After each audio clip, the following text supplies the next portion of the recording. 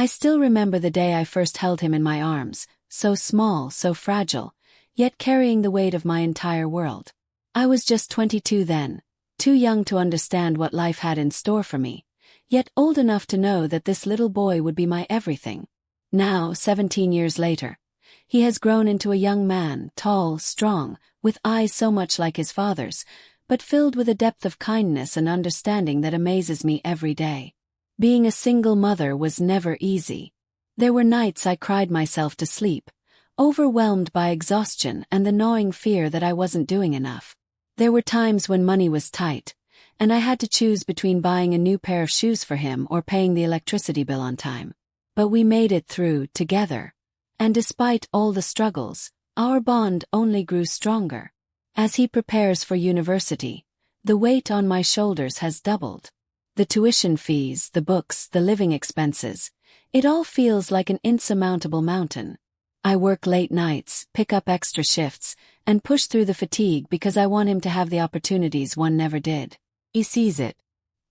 He notices the dark circles under my eyes, the way my hands tremble when I finally sit down at the dinner table. And he tries, in his own way, to ease my burdens. "Mom, let me get a part-time job," he tells me one evening, his voice firm, eyes pleading. I shake my head, offering a small, tired smile. "No, sweetheart. Your job is to focus on school. But you're working yourself to death." His voice rises, frustration laced with concern. "I can help, I want to help." I reach across the table, my fingers curling around his hand. "You help me just by being you, by being the amazing son that you are." He sighs, but I see the understanding settle in his gaze.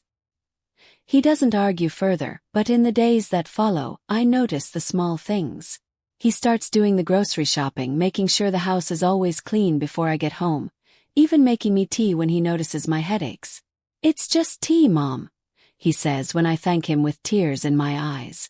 "You deserve someone to take care of you too." Some nights we sit on the couch together talking about the future.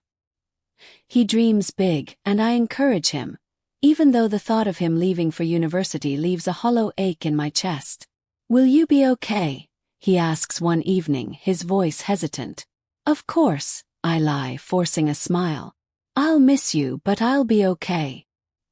He studies me for a long moment before shaking his head. "No, you won't." I laugh softly, brushing his hair back like I used to when he was little. "I'll manage." But the truth is, I don't know how I'll handle it when the house is empty, when the laughter that fills these walls fades into silence. He is my world, my purpose. And he knows it. "You know," he murmurs, leaning back against the couch, "I was thinking, maybe I could go to a local university. Stay close." I turn to him sharply. "No. You need to go wherever your dreams take you, not where I am." "But," I shake my head. "No buts. I'll be fine, sweetheart. And I'll always be here for you, no matter where you go." His fingers tighten around mine, a silent promise that no matter what happens, we will always have each other. Because we are more than mother and son. We are a team. And no distance, no time can ever change that. Started subtly. First I thought I was imagining it. My son had always been kind, always protective. But lately something about him had changed.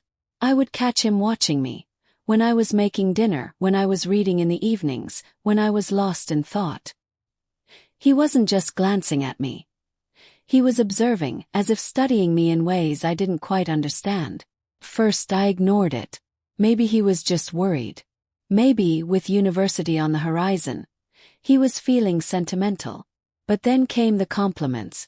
"Mom, you look nice today," he'd say suddenly, even if I was just wearing an old sweater. "You're so strong, you know that," he told me once, watching as I carried groceries into the kitchen. He started helping me more around the house, fixing things before I even noticed they were broken, making me tea in the evenings, bringing me a blanket when I looked cold. "You don't have to do all this," I told him one evening, touched but confused. "I just want to," he replied simply. Then, out of nowhere, he asked me to take a week off work. "Why?" I asked, surprised. Because I want us to go on a trip together, he said. His eyes filled with something I couldn't quite place. A trip? I repeated, unsure if I'd heard him right. Yeah, he nodded, smiling. By train. Just the two of us. I hesitated. Sweetheart, you know I can't just take time off like that. I already checked, he interrupted, grinning. You have some vacation days left. I called your boss and asked if you could use them. You what? I blinked, stunned. He laughed at my expression. Come on, Mom. You haven't taken a real break in years. Let me take care of everything this time. I should have been annoyed that he had gone behind my back, but instead I felt a warmth spread through me. He had done all of this just for me. Are you sure about this? I asked softly. Absolutely. His expression was serious now. I want to spend time with you before everything changes. Before university, before life gets too busy. That did it. The thought of him leaving, of the house being empty, made my chest tighten. Okay, I agreed, smiling. Let's do it. The train station buzzed with life when we arrived. People rushed past us, suitcases rolling along the platform, voices rising and falling in a melody of departures and reunions. I was still in disbelief that we were actually doing this. Which train is ours? I asked, scanning the boards. This way, he said, gently taking my hand and leading me toward a sleek silver train waiting at the platform. I followed him, letting him guide me, my curiosity growing. When we stepped inside, I expected to see rows of passengers, but instead, he led me to a private compartment. Wait, I said, pausing at the doorway. This is just for us. Yeah, he grinned. I booked the whole compartment. I turned to him in shock. That must have cost a fortune. He shrugged, unconcerned. It was worth it. I didn't know what to say. As I stepped inside, I took in the cozy space. 2 plush seats facing each other, a small table between them, and a wide window offering a view of the railway tracks stretching into the distance. There was even a small bed tucked into the corner. This is incredible, I murmured, turning to him. You deserve it, he said simply, setting our bags down. The train lurched forward, the station slipping away as we began our journey. For the first few hours we talked. About the past, the future, memories from when he was little. He made me laugh with stories of his childhood mischief, and I found myself leaning back, relaxing in a way I hadn't in years. When evening fell, he ordered dinner for us from the train's dining service. As we ate, the sky outside darkened into deep hues of blue and purple, the world rushing by in streaks of fading light. I like this, I admitted, sipping my tea. Just the two of us, away from everything. Me too, he said, his voice quiet. A comfortable silence settled between us, the kind that only existed between people who truly understood one another. That night, after I changed into something comfortable, I sat by the window, watching the stars flicker above the open landscape. He sat beside me, close enough that I could feel the warmth of him. You always took care of me, he said suddenly. I turned to look at him. Of course. I'm your mother. He smiled, but there was something wistful in his expression. I want to take care of you too. You already do, I whispered. His hand found mine, fingers curling around mine gently. The train rocked gently on the tracks, the world outside slipping away, leaving just the two of us in the quiet, warm glow of our small compartment. For the first time in years, I let myself be taken care of. Let myself lean on him the way he had always leaned on me. And in that moment, nothing else mattered. The soft overhead lamp in our compartment cast a golden glow over everything, over the neatly folded blankets on the seat, the small teacups on the table, and over him, my son, sitting across from me, watching me in that quiet, thoughtful way he always did. We had spent the past few hours talking, reminiscing, sharing laughter, but now the words had faded into comfortable silence. I let my head rest against the seat, feeling a rare kind of peace settle over me. Then suddenly, screech! The train jolted so violently that my body lurched forward. In a split second, everything shifted. Our teacups rattled, the lights flickered, and before I could brace myself, I felt a sudden weight crash into me. He had been mid-sentence, leaning slightly forward in his seat when the train stopped so abruptly that he lost balance completely. His body tumbled right onto mine, his arms instinctively reaching out to steady himself. For a brief moment we were frozen like that, his chest pressing against mine, his face inches from mine, his breath warm on my cheek. Then, after the initial shock wore off, laughter bubbled up inside me. It started as a chuckle, then quickly grew into uncontrollable laughter. "Oh my God," I gasped between giggles. "Are you okay?" He lifted his head slightly, his own laughter joining mine. "Am I okay? You broke my fall, Mom." I playfully smacked his shoulder, still laughing. "Well, I wasn't exactly prepared to be your cushion." The way his eyes crinkled as he laughed made him look just like the little boy he once was, back when he would collapse into my arms after running too fast on the playground. Slowly, he sat up, still chuckling, rubbing the back of his neck sheepishly. That was not how I planned to spend our train ride. I wiped the corner of my eye, still grinning. What happened? Why did we stop so suddenly? He stood up and peeked out the window, squinting to see what was happening on the tracks. After a few moments, he turned back to me with an amused smirk. "You're not going to believe this." "What?" "A dog," he said, shaking his head. "A dog ran onto the tracks, and the conductor had to hit the emergency brakes to avoid hitting it." I covered my mouth in surprise. "You're kidding." "Nope," he said, laughing softly. Apparently, it was just wandering around, completely oblivious to the fact that it almost caused a disaster. I shook my head in disbelief. "Well, at least it wasn't something serious." "Serious?" He pointed to himself dramatically. "Mom, I was nearly crushed." "Oh, please," I scoffed, rolling my eyes. "You barely weigh anything compared to me." He gave me an exaggeratedly offended look. "Are you calling me weak?" Smirk. "I'm just saying I took the impact gracefully." He laughed, settling back into his seat, still shaking his head. The train began to move again, slowly at first, then picking up speed. And just like that, everything returned to normal. After the unexpected stop, we stayed up a little longer, sipping tea and talking about random things. The way the stars looked brighter out here, how quiet everything felt at night, the funny little moments that life threw our way. At one point, he leaned back against his seat, stretching his legs out in front of him. "You know, Mom," he said casually, "you're prettier than all your peers." I blinked at him, caught off guard. "What?" He shrugged, as if it were the most obvious thing in the world. "I mean it. You look younger than most moms your age." I let out a small, disbelieving laugh. "Oh, stop it. You're just saying that." "I'm not," he said, looking at me seriously. "I've seen my friends' moms and I promise you, they don't have half your energy." I shook my head, trying to suppress the warmth creeping up my neck. "Well, that's sweet of you to say." "It's true," he insisted. "You don't even try, and you have this natural beauty about you." I rolled my eyes playfully. "Are you trying to flatter me?" He grinned. "Maybe a little. But I mean it." I smiled softly, touched more than I wanted to admit.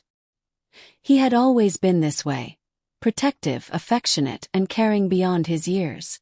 I wasn't sure if it was because he grew up with only me, or if it was just who he was.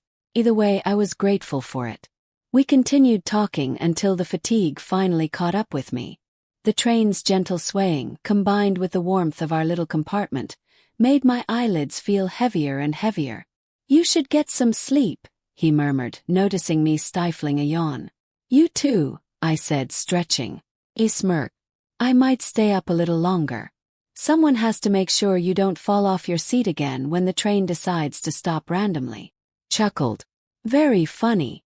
Standing up, I reached for the blankets folded neatly in the corner and handed him one. Then I grabbed my own and curled up against the seat, adjusting my pillow. "Good night, sweetheart," I murmured, closing my eyes. "Good night, Mom," he said softly. And as the train continued its steady journey through the night, I drifted off into the most peaceful sleep I'd had in years. The rest of the journey felt like a dream. We woke up to the soft golden light of sunrise streaming through the window, painting the world outside in hues of pink and orange. The train rolled through quiet countryside landscapes, past fields covered in morning mist, small villages coming to life with people starting their day. He ordered us breakfast from the dining car, a simple meal of warm croissants, fresh fruit, and coffee. We ate in content silence, occasionally exchanging smiles, both of us knowing that this trip was something we would cherish forever. By the time the train reached our final destination, I found myself wishing we had more time. As we stepped off the platform, I turned to him and smiled. "Thank you for this," I said softly. "For everything." He grinned, slinging his backpack over his shoulder. "Of course, Mom. You deserve it." And as we walked out of the station together, I realized something. No matter how old he got, no matter where life took him, this bond we shared would always be unbreakable. Because we weren't just mother and son. The moment we stepped through the front door, a sense of warmth settled over me. The house smelled the same, of lavender from my usual candles, of the faint remnants of morning coffee. But somehow it all felt different now. He set the bags down by the door and stretched, rolling his shoulders. "Home sweet home," he mused, looking around. "But it feels a little quiet now, doesn't it?" I nodded, knowing exactly what he meant. The trip had been so full of life, so full of new sights, sounds, and shared moments, that returning to the stillness of home almost felt surreal. But before I could dwell on that thought for too long, something unexpected happened. Without warning, he turned to me with a mischievous glint in his eyes, and before I could react, he wrapped his arms around me and lifted me off the ground. I let out a surprised laugh. "What are you doing?" "Celebrating," he declared, spinning me around. I laughed harder, the room blurring around us as he twirled me in circles. His strength effortless. "You're crazy," I squealed between fits of laughter, clutching onto his shoulders. "You're my queen, Mom," he said dramatically, his voice full of mock grandeur. "And queens deserve to be treated like royalty." I rolled my eyes but couldn't stop smiling. All right, put me down before you throw your back out." He finally set me down, but not before holding on to me for just a second longer, his hands steady on my waist. I looked up at him, my breath still uneven from all the laughter. There was a warmth in his gaze, something tender, something unspoken. "Thank you," I whispered, squeezing his hand. "For the trip. For everything." He smiled, rubbing the back of his neck. "I just wanted you to have something special. You deserve that." I felt a lump rise in my throat. "I don't know what I did to deserve a son like you," I admitted softly. He shrugged playfully. "I guess you got lucky." I chuckled, shaking my head. "I think I did." For a moment, we just stood there in the quiet of our home, the warmth of our laughter still lingering in the air. That evening, we decided to make dinner together, something we hadn't done in a long time. He chopped the vegetables while I stirred the pot, our conversation flowing effortlessly, just like it had on the train. "So," he said, slicing a bell pepper, "where to next?" I raised an eyebrow.